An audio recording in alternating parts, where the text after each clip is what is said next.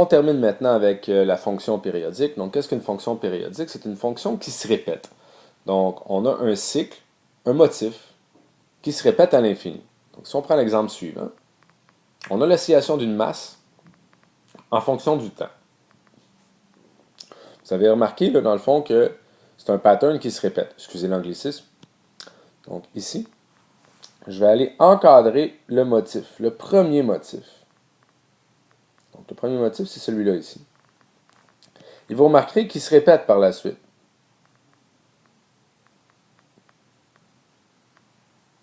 Et ça va se répéter à l'infini ou à moins qu'on soit arrêté en raison du contexte. Première des choses que vous devez connaître, c'est la période. La période, dans le fond, c'est la durée d'un cycle. Donc, dans le fond, quelle est la largeur du cycle ici? Ça, c'est sa période. Et dans le cas qui nous intéresse, ici, sa période, elle est de 2.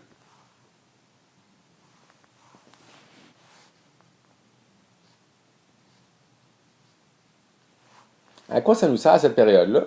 Ça va nous permettre de prédire des valeurs lorsque x est vraiment élevé. Pourquoi? Parce qu'on va se baser sur le fait que la fonction n'arrête pas de se répéter.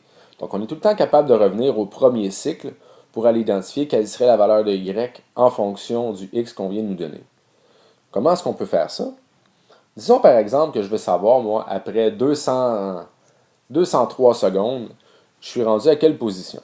Alors, voici les étapes que vous devez faire. Vous devez commencer par diviser le chiffre que vous voulez connaître par la période. Autrement dit, je veux connaître à 203 secondes, je vais prendre 203. Et je vais diviser ça par la période ici qui est 2. Si je prends 203 divisé par 2, ça me donne 101,5. Autrement dit, ça veut dire quoi? Ça veut dire que j'ai fait 101 cycles et une demi. Donc 101 cycles et une demi, est-ce que je peux transposer ça à quelque part et m'en servir? En fait, ce qui nous intéresse, nous, ce n'est pas le 101 cycle, parce que 101 cycle précisément, je reviens au début. C'est comme si je commençais au moment 0. Par contre, la partie décimale est intéressante. Donc, le 0,5 ici, qui est avec le 101, on va le considérer tout seul. Donc, on va prendre uniquement la partie décimale, donc 0,5, que je vais multiplier par la période qui est 2 secondes. Dans le fond, je veux savoir, le demi-cycle, ça correspond à quoi?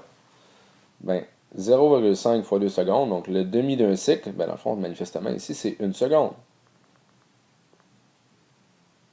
Ça veut donc dire que lorsque je veux savoir, après 203 secondes, où est ma masse, c'est exactement la même chose que de savoir, après 1 seconde, où est ma masse.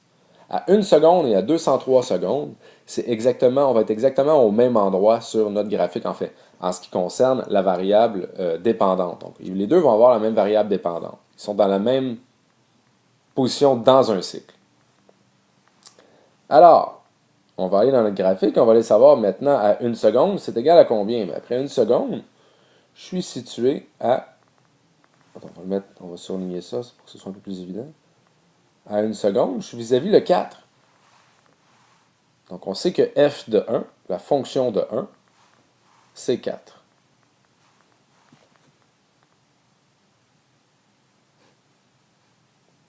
Par contre, on sait aussi que la fonction de 1, c'est exactement la même chose que la fonction de 203.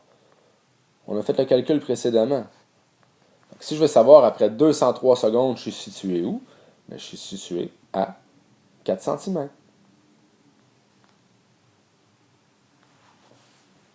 Alors voilà comment est-ce qu'on peut prédire la valeur, la variable dépendante dans une fonction périodique.